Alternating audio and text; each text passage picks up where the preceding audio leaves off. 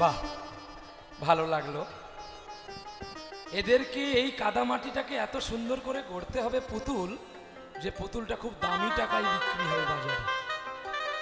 তার মানে এর মা বাবা যদি এই সময়কে যত্ন করে না, এই একদিন এমন মীরাবাইয়ের মতো পাগল হবে যে মাধব ছাড়া, গিরিধর ছাড়া আর কাউকে সে চিনবে না। এটাই তো আমাদের কর্তব্য, আমাদের করণীয় কাজ। মডার্ন সাজানো নয়, আর জিন্স প্যান্ট পরিয়ে ঘোরানো নয়। রাধারানীর ভাবকান্তি নেওয়া দরকার। হ্যাঁ, চলো আজকের লীলা বিষয়ে আমাদের এই কমিটি বাবু সোনারা একজন বলেছিলেন, যখন আমাকে বুকিং করেছিলেন, তো আমার তো স্মরণ নেই কি লীলার কথা বলেছিল। তো আমাকে বলেছিল বৃন্দাবনে জামাই বিনোদ কথা শুনবেন, মানে প্রভাত যজ্ঞের শেষ লীলা। ভগবান প্রভাত যজ্ঞ করে গিয়েছিলেন গুজরাটে, সোমনাথ থেকে মাত্র 132 কিলোমিটার দূরে, কিন্তু দ্বারকা থেকে 375 কিলোমিটার দূরে ছিল প্রভাস ক্ষেত্র। কখনো ভাববেন না যে দ্বারকায় হয়েছিল প্রভাস যজ্ঞ, না, আরব সাগরের নিকটে বটে, কিন্তু অনেকটা দূরত্ব ছিল। তাহলে আমরা সেই প্রভাত যজ্ঞকে জানি যে কৃষ্ণের শেষ লীলা বোধে প্রভাত যজ্ঞ, কিন্তু না, বড় একটা লীলা করে গেছিলেন কৃষ্ণ লীলা, জামাই বিনোদ। ভগবান নিজের জামাই সেজে রাধারানীকে পুনর্বার বিবাহ করেছিলেন, তরাজ জেলার কাহিনী। চলো আমরা সেখানেই যাব, সেখানে গেলেই আমরা দেখতে পাবো বৃন্দাবনে কেমন করে ভগবান আবার জামাই সেজে বিবাহ করেছিল। চলো। ওরে বাসু কহে কহে না হলো হারি রে, বাসু কহে না হলো হারি।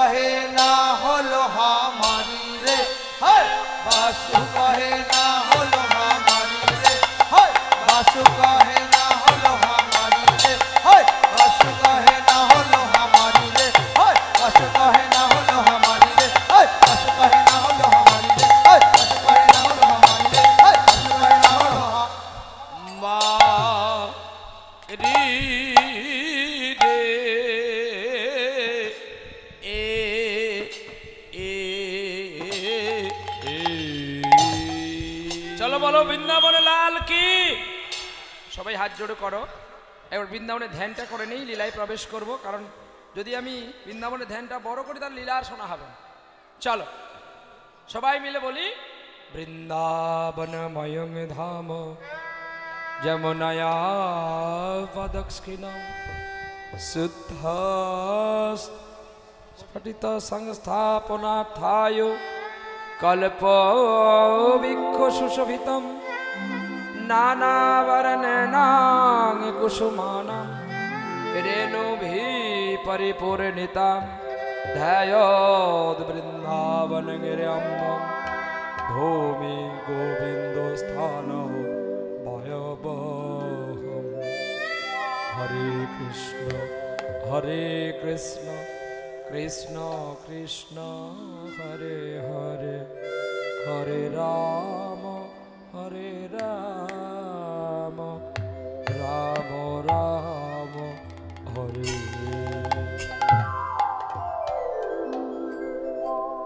চলো আজকের লীলা, ভগবান কৃষ্ণেরই লীলা আমরা আস্বাদন করব। বৃন্দাবনের জামাই বিনোদ। মধ্যপ্রদেশে কৌলন্যপুর গ্রামে একটা ছোট্ট শিশু জন্ম নিয়েছিল। জন্মের দিনে তার মা মারা যায় এবং পিতার কোলে ছেলেটি বড় হতে শুরু করে। ছেলেটার নাম রাখা হয়েছিল বাঞ্ছারাম। দিন যায় রাত যায়, মাতৃস্নেহ থেকে বঞ্চিত না করে শিশুকে বাবা তার পিতৃত্ব স্নেহ দিয়ে বড় করতে থাকে। যখন 12 বছর বয়স হলো বাঞ্ছারামের, তখন তার পিতৃবিয়োগ হয়ে গেল। ছোট্ট ছেলে তো, রাজ পরিবারে জন্ম নিয়েছে, কিন্তু ভাগ্যের পরিহাস এমনি হয়ে যায় যে যখন ভগবান কাউকে কষ্ট দেয় চতুর্দিক দিয়েই দেয়, আর যখন ভগবান কাউকে সুখটাও দেয় সে চতুর্দিক দিয়েও দেয়। তা আজকে বাঞ্ছারামের মা চলে গেল বাল্যকালে, আর পিতা গেল 12 বছর পরে। পড়ে থাকলো একা বাঞ্ছারাম। জমিদার বংশে জন্ম নিয়েছিলেন। ছেলেটা কাঁদছে বাবা বাবা বলে। একটু তো জ্ঞান পড়েছে, কে আর আমাকে ভালোবাসবে, কে আর আমাকে যত্ন করবে, কে আর আমায় পালন করবে, লালন করবে। নয়নের জলে বুক ভাসিয়ে বাবার কাছে কাঁদছে, মৃতদেহর কাছে। বাবা তুমি চলে গেলে কেন একবার আমাকে নিয়ে গেলে না? আমারে আরে কত কাল গিরিধারিলা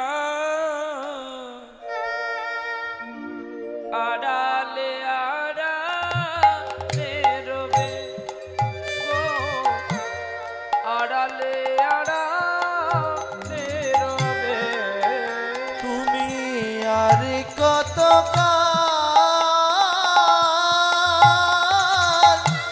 গিরিধারিলা আড়ালে আড়ালে রবে গো, আড়ালে আড়ালে রবে। নয়নেরই যা কেন ঝরে দর্শন দেবে বা কবে? গিরিধারিলা আড়ালে আড়ালে রবে গো, আড়ালে আড়ালে রবে। দেখা যদি নাই দেবে ওগো নিরুদয়, তবে কেন আশা দিয়ে আমার ভরালে হৃদয়? দেখা যদি নাহি দেবে ওগো নিরুদয়, তবে কেন আশা দিয়ে ভরালে হৃদয়? আকুল আমার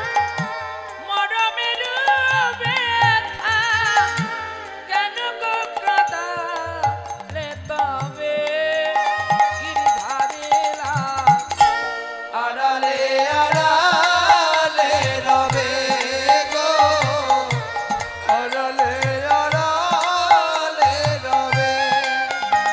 বলো হরি হরি বল, বলো হরি হরি বল, বল। বলো হরি হরি হরি বল। বল। নিয়ে গেল শ্মশানে, শ্মশানে নিয়ে গিয়ে বাঞ্ছারামের পিতার দেহটাকে জ্বালিয়ে দিল।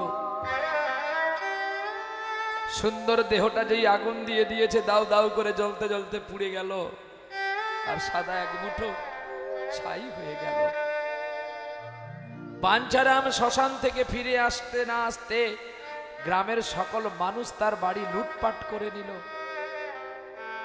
অজানা একটা ছোট্ট ছেলে, সবাই দূর দূর করলো, মা মরেছে, বাপ মরেছে, তুই মরিসনি কেন? আহ, ছোট্ট ছেলে বাড়ি পরিত্যাগ করে নিলেন। রাতের অন্ধকারে কে বলে দেবে কোথায় যাব? ছোট্ট ছেলে কাঁদতে কাঁদতে মধ্যপ্রদেশ থেকে পালিয়ে যাচ্ছে বৃন্দাবনে। দিন যায় রাত যায়, চলতে থাকে ছোট্ট শিশু। আর কেঁদে কেঁদে কি বলে জানো? মাধবী আমায় কৃপা করো, একবার কেশবী আমায় দয়া করো,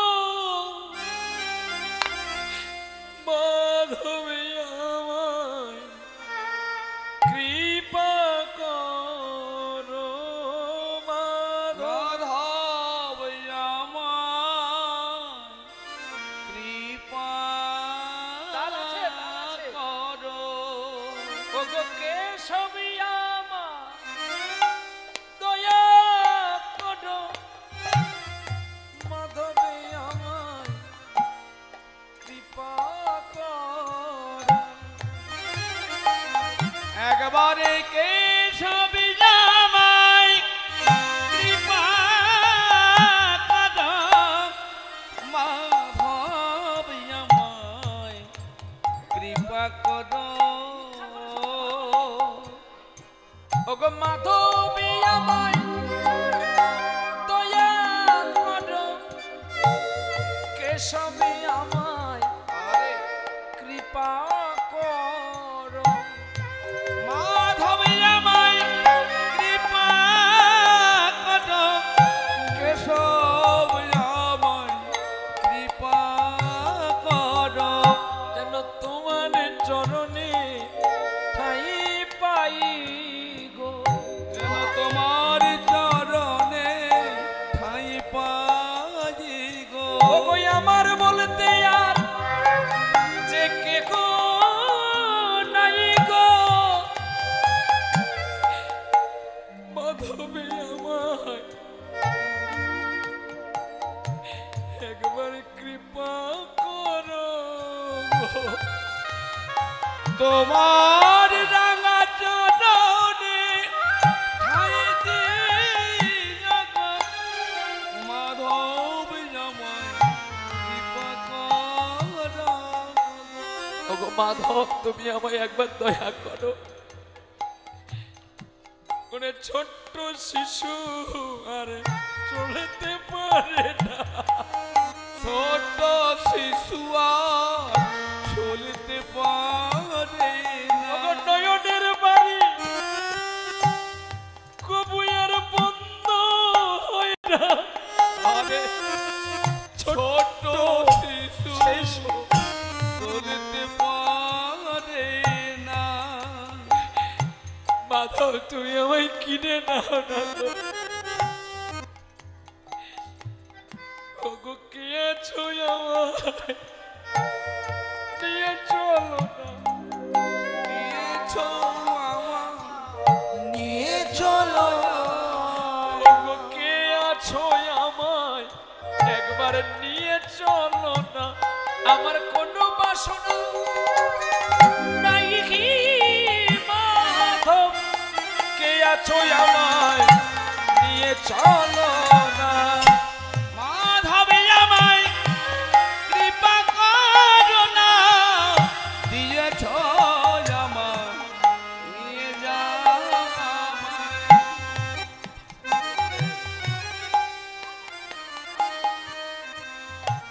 আছো আমায় নিয়ে চলো না, কে আছো আমায় নিয়ে চলো না।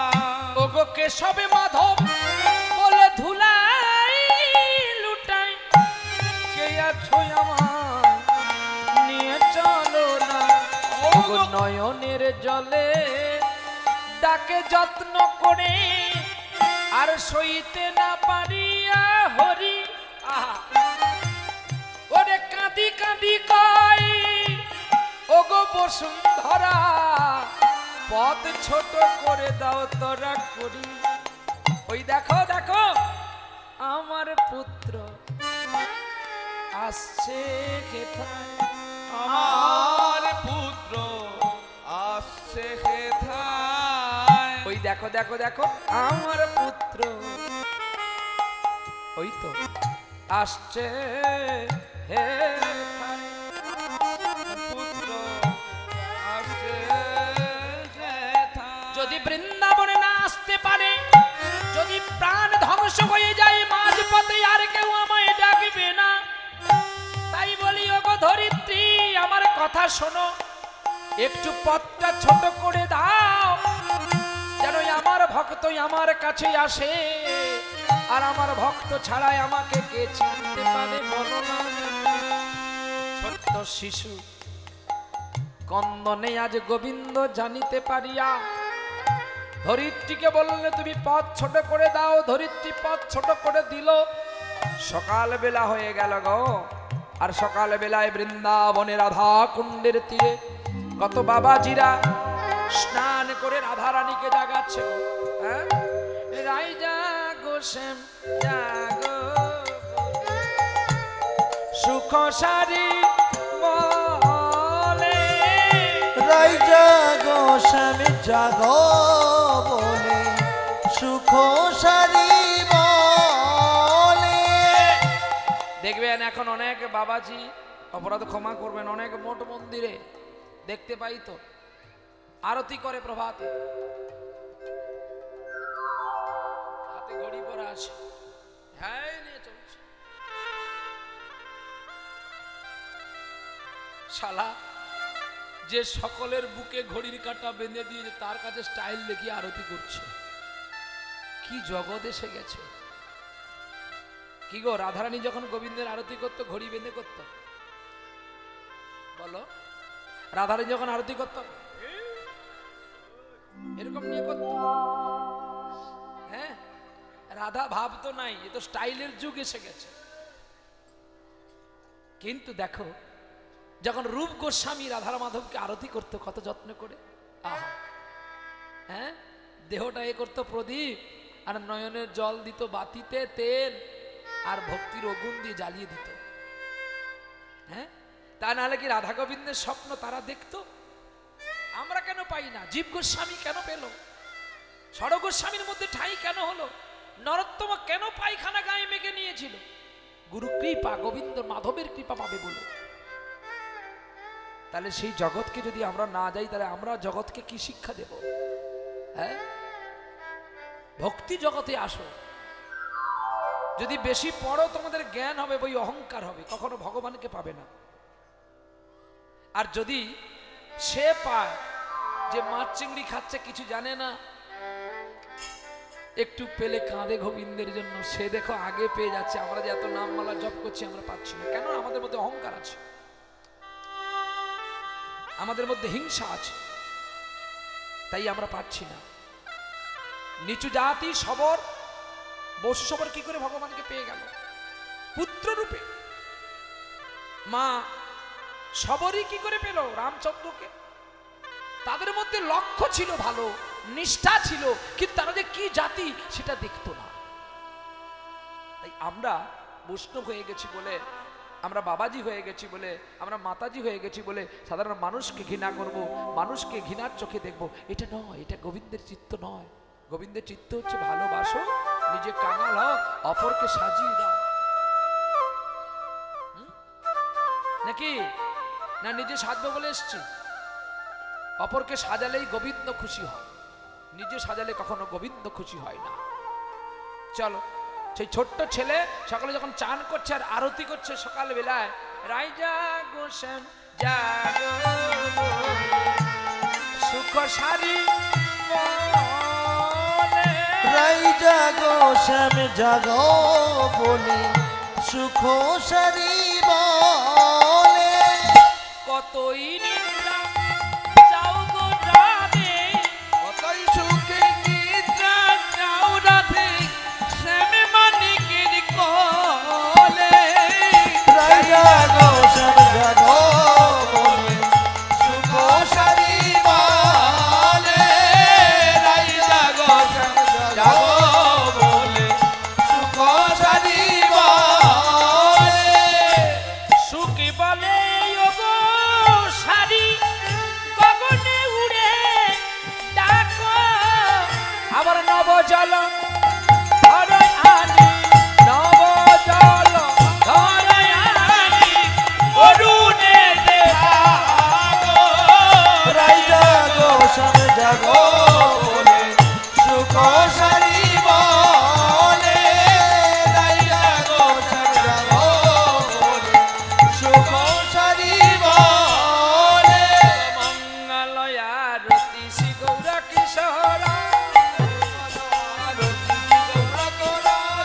মঙ্গল আরতি শ্রী গৌর কিশোর, মঙ্গল আরতি শ্রী গৌর কিশোর, মঙ্গল গাবত জোরই জোর, মঙ্গল গাজত রহি জর, মঙ্গল আরতি শ্রী গৌর কিশোর, মঙ্গল আরতি শ্রী গৌর কিশোর, মঙ্গল ভাজত খোল করো তাল, মঙ্গল বাজত খোল করু তাল, মঙ্গল নাচত প্রেম রসাল, মঙ্গল বাজত প্রেম রসাল, মঙ্গল আরতি গৌর কিশোর, মঙ্গল আরতি কিশোর, মঙ্গল আরতি গৌর কিশোর।